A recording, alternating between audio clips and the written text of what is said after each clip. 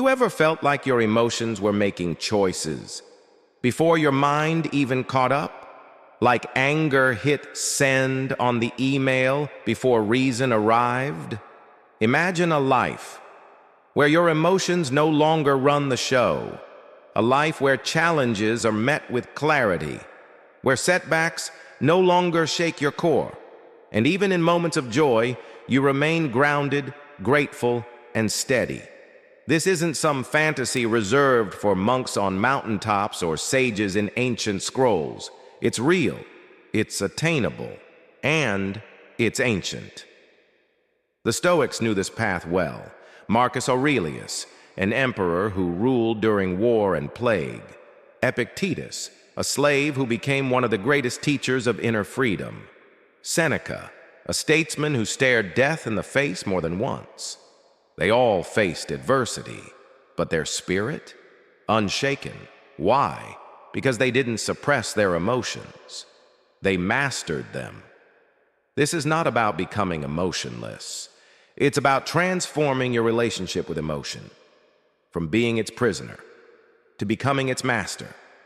Because the person who can sit in the fire of anger and not be burned, the person who can feel grief and not be broken, that person is powerful, untouchable, free.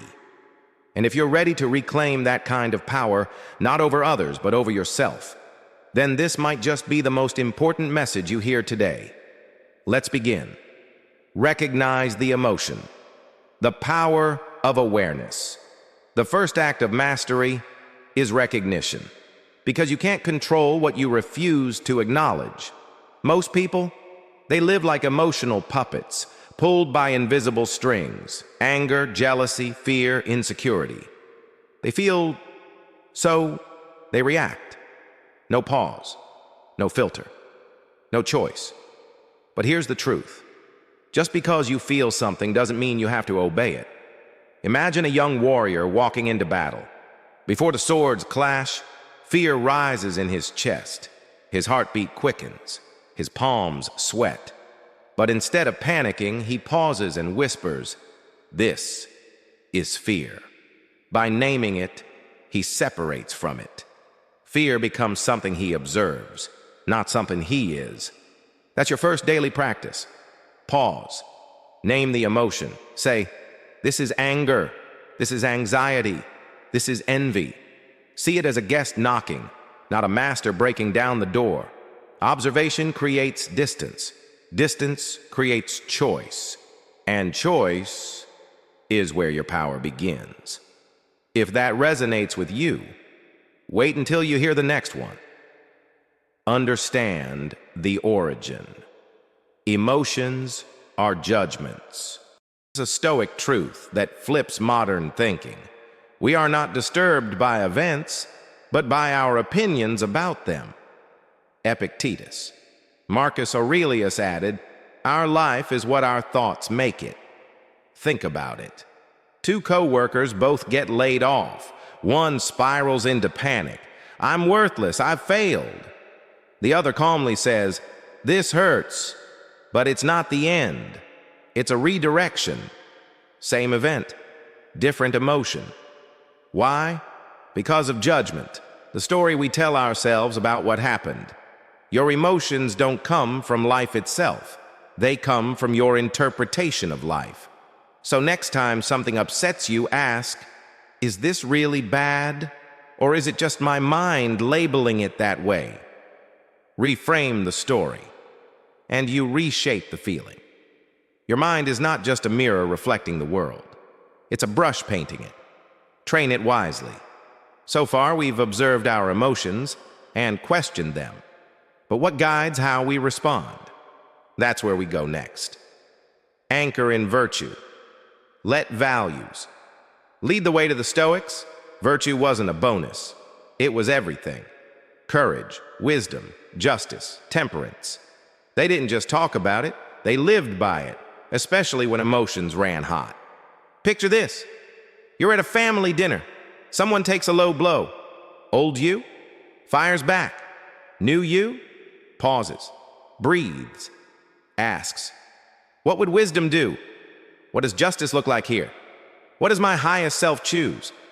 You choose dignity over drama, not because you're weak, but because your strength doesn't need a stage. Virtue is your emotional anchor. Without it, you drift. With it, you rise above.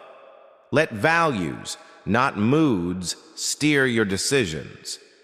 Now that you have your anchor, let's sharpen your compass.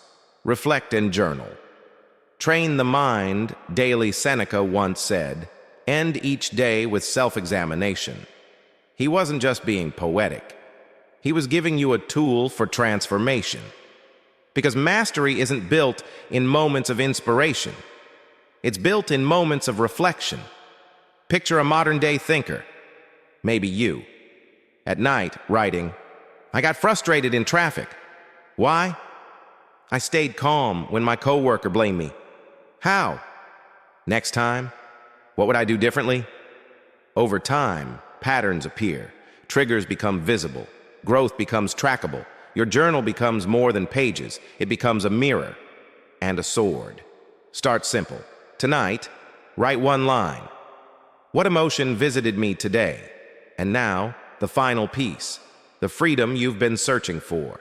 Accept and let go. Amor fati. This might be the most powerful Stoic principle of all. Amor fati, the love of fate. It's not about giving up, it's about giving in, not to weakness, but to wisdom. Imagine this. You trained hard for a promotion. You gave your best, and it went to someone else. You could spiral, it's unfair. I'm overlooked. Or you could say, this too is part of the path. Let me find what's next. Acceptance isn't passivity, it's clarity. You stop clenching your fists at the rain, and instead, you plant seeds that grow when the storm passes. To master your emotions is not to be cold. It's to be clear, conscious, intentional. You rise above, not by force, but by freedom. So here we are. The Stoic path to emotional mastery isn't complex, but it is courageous.